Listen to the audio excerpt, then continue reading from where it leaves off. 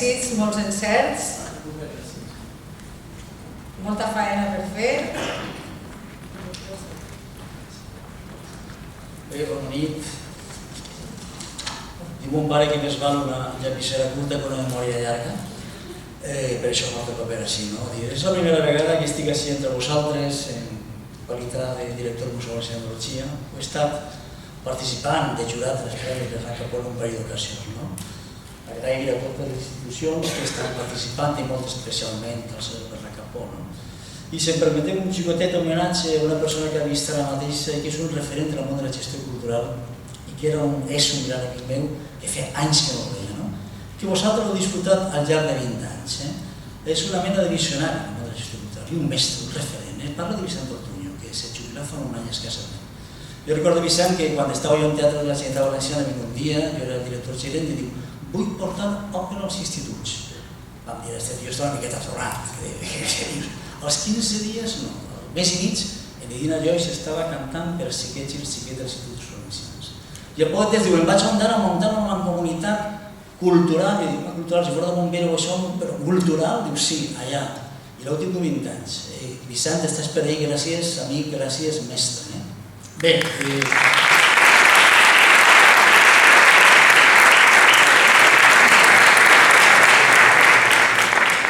és realment encoratjador, emocionant, veure com totes aquestes institucions, com dia el diputat de Cultura, Xavier Rius, s'ajunten en un projecte cultural que va una mica més enllà del que són les fronteres administratives. Nosaltres, la Diputació de València, més concret en el Museu Valencià d'Antologia, en la Matissà, mai hem entès de les fronteres administratives, les nostres fronteres són culturals, i ni siquiera això. Sempre he treballat en visió d'àmbit de País Valencià, la cultura popular entesa en tot aquest territori. I allà estem i estarem. Dit això, si parlem de cultura popular, és obvi que el Museu Valencià d'Antologia ha d'estar present. Ha d'estar present perquè és la nostra matèria d'estudi, és la nostra matèria de treball, és la nostra matèria prima. I en certa mesura, si el nostre museu té èxit o fracassa, com dia el meu antecessor Joan Seguí, serà en la mesura en què sapiguem interpretar el paper d'intermediaris entre la cultura popular valenciana i la societat valenciana actual. Si juguem aquest paper de mediadors ben jugat, triomfarem, si no, fracassarem. I, per tant, on estigui la cultura popular, on ja estem premis com el Bernat Capó, nosaltres estarem. Encara més us diré, este premi jo crec que té una característica molt interessant, molt important, i és que fora de l'àmbit estrictament acadèmic dona l'oportunitat a aquella gent que tant i tant està fent de bé a la cultura popular valenciana. Aquella gent que està investigant i que està lluitant per la difusió d'aquesta cultura. Per tant, nosaltres també estarem allà en aquest espai. No m'atreveria, com ha dit el diputat, a dir que s'ha consolidat. És més, vas cometre... Una miqueta, soc un poc roller, però acaba ja. L'altre dia, en la presentació justament el dimecres passat del que va guanyar l'edició del llibre dels fantasmes al Palau, jo vaig afirmar rotundament que els premis estaven consolidats.